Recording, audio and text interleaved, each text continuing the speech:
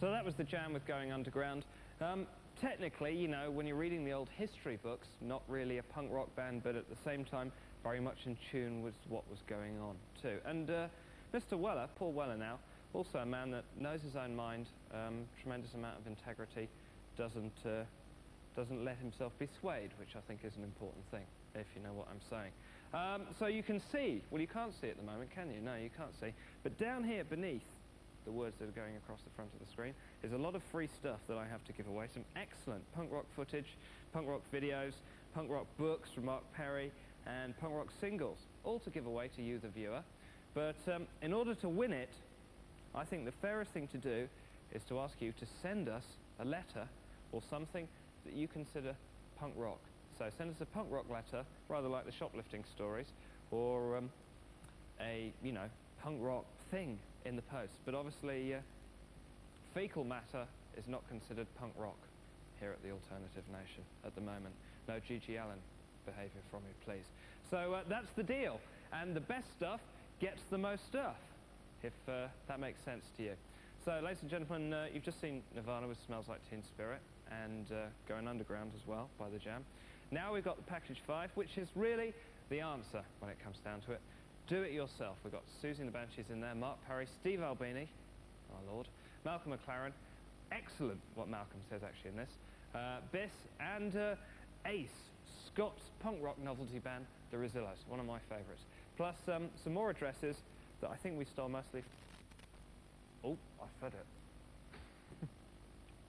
Can we keep that?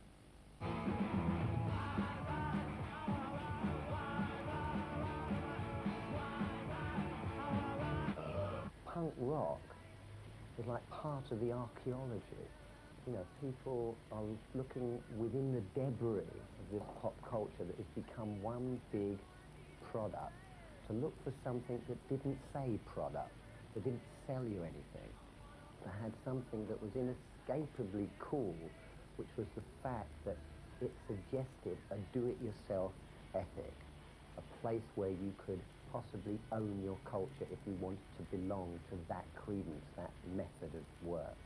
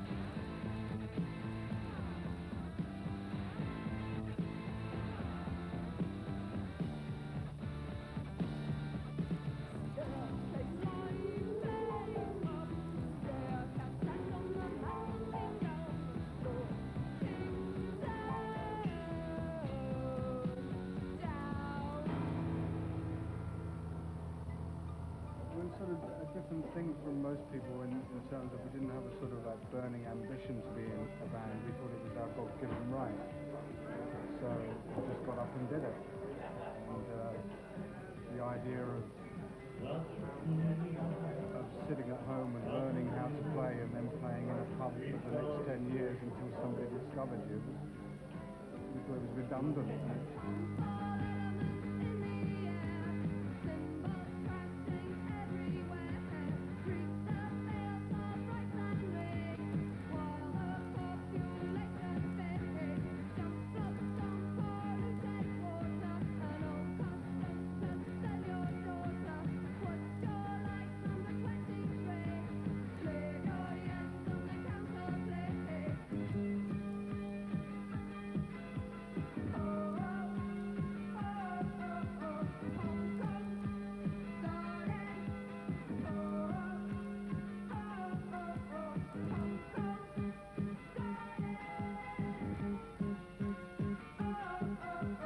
There's no reason to think that we would be an exception to the rule that things don't generally work out in the band's favor if you try to play the mainstream game.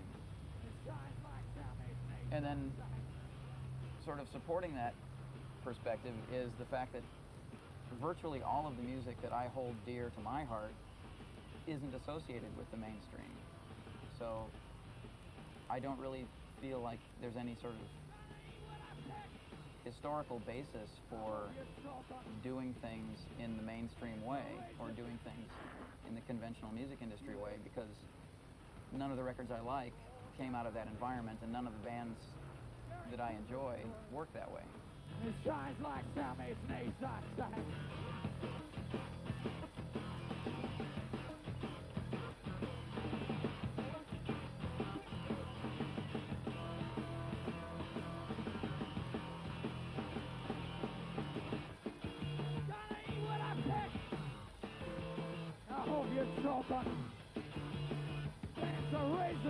If you actually make a political decision not to sign to a record label, you're the biggest band in Britain, everyone wants to sign you, actually say, no, we're not going to sign up, we're going to do it ourselves. That you'd really influence people that way. If the Clash had done that, all the bands that are into the Clash would say, yeah, we're going to do it on our own as well. See the domino effect there. So nobody signs to CBS anymore, you imagine that? And there would be a musical revolution then. The power would be taken away from the major record companies. But that hasn't happened, has it? You know, people have signed up, so the next band signs up, and they all sort of march along and get eaten up. It just takes somebody that's really brave to say, no, we're the biggest band in Britain, and we're not going to sign up to anybody. We're going to own ourselves.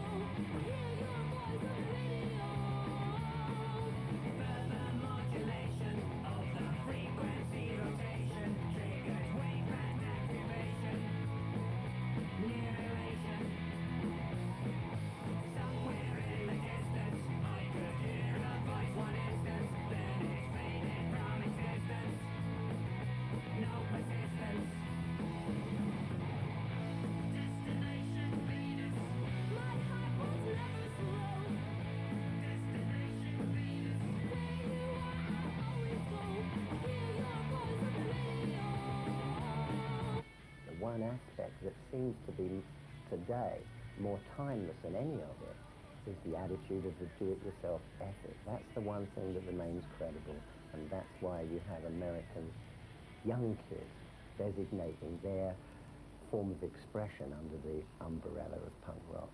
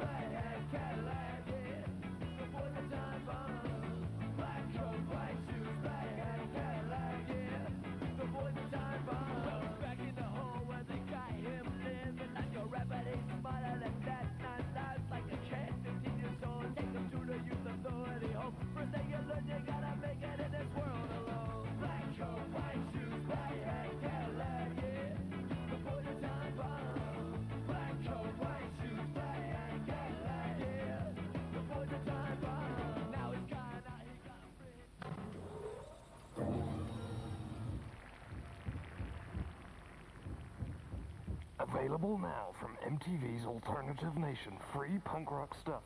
All this stuff could be yours if you write via the email system or via the old postal system something which is, you know, punk flavoured to us. You could win some or, you know, a lot or a little of this fine punk rock material we have available, largely courtesy of Visionary Corporation. Welcome back to the Alternative Nation Punk Rock Special. That was the DIY package that you've seen, which, you know, when it comes down to it, is probably the answer. And speaking of DIY, we've now got the Beat Happening with Pinebox Derby, and Beat Happening fronted by one Calvin Johnson, also label supremo of the fantastic K Records, and also frontman, well, no, sort of eminence grise, actually, of Dub Narcotic Sound System, who wrote a record and performed a record called Word I Can't Say, Shit Up. And, although I have said it now, haven't I? Which is incidentally covered on the new John Spencer Blues Explosion album. How about that? But if you get that record, which is on K Records, Word I Can't Say, Shit Up, is really, you know, a very nice contemporary punk rock record. Well worth listening to, and, you know, maybe doing some of the stuff they say on it. So here we are, anyway, Beat Happening, Pinebox Derby. Ace.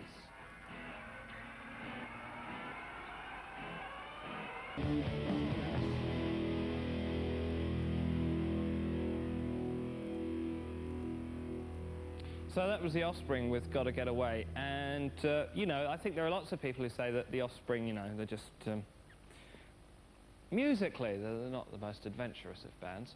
But having said that, what's really important about the Offspring is that they're on Epitaph Records, which is an independent label run by an ex-member of Bad Religion, Brett Gurewitz, probably pronounced that wrongly, but that's kind of his name.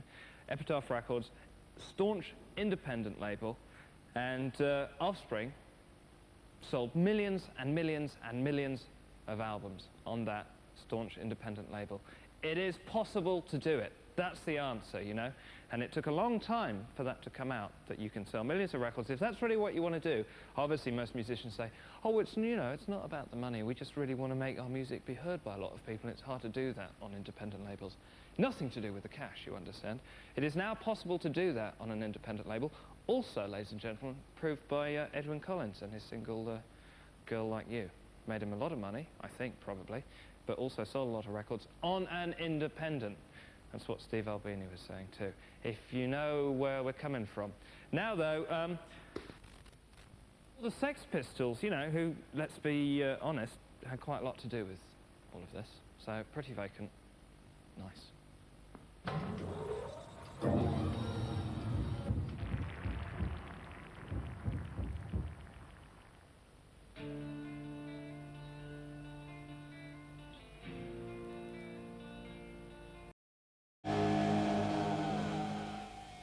Nearly finished, actually. And, you know, obviously it's not perfect. We did our very best, we worked very hard on it. Catalina, the producer, and Nick, the Alternative Nation intern, and also producer of one small punk rock fanzine as well. And, you know, I did a bit, but I'm just really taking the credit for all the hard work Nick and Kat have done on the programme. Good programme, hope you've enjoyed it. And you know what, if you didn't like it and you've got something to complain about it, why not write a bloody song about it? You know, do something useful, don't whinge and whine. But, having said that, I know that we've kind of missed out on some European punk, and so if you have any suggestions for other stuff we should be playing, please don't hesitate them to send, hesitate to Alternative Nation at PO Box 1384, London, NW1, HUH, United Kingdom, or email to alternative.nation@mtvne.com. And that goes the same as well if you want to win any of this marvellous free punk rock stuff that we've got here that lists largely the history of punk rock. And let's not forget, ladies and gentlemen, that we should have shown you tonight that it is a living, breathing, vital alternative to the way things are. And it means as much now as it did then. Probably more, I think. And so, you know, start a band or a fanzine. Or, you know, do something like that, why don't you? And by the way, before we go, sorry to get on the soapbox here, but remember that there are plenty of boy bands, and girl bands for that matter right now, who can't actually play any instruments. So learning how to play a guitar or a sampler or a sequencer or whatever would actually be quite a good idea right about now. So thanks for watching. Last bit now, a quick look, but a lick would be nice, at the future and the present of punk rock. Largely American though, naturally. Bye.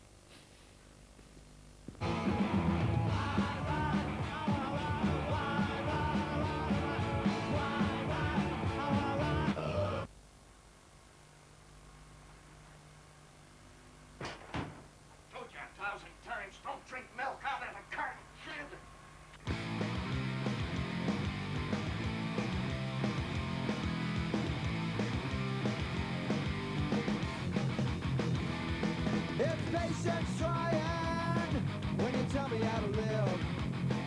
Well, you don't know anything. Your expectations are wearing thin. You won't even take a look to see another way. You aren't even listening. Take your deals and go away. I'm not covering the same old. I don't read from the same old story. Not covering the same old. Don't know who you think I should be.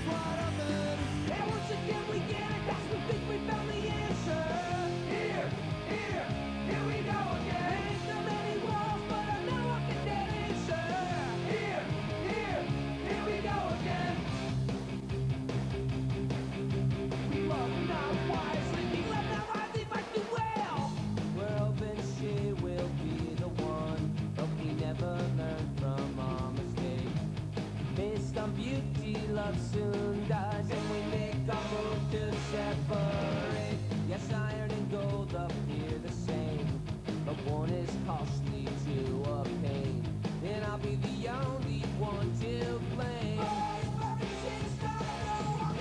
I heard you're getting married. It seemed inevitable to me, 'cause I was with you the night you met her.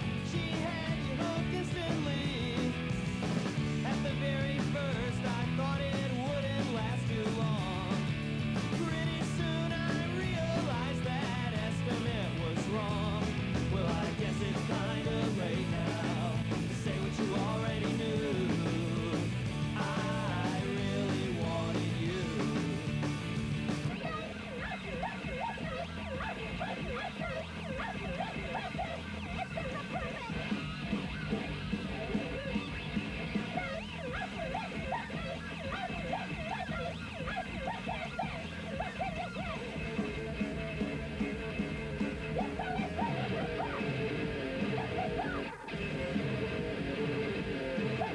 Leave it alone, follow the grain. We couldn't stop the irresistible force. Leave it the same, change with the leaves. Ringing in the sheets, ringing in the old. Leave it alone. Da da da da da da da da. Da da da da da da da.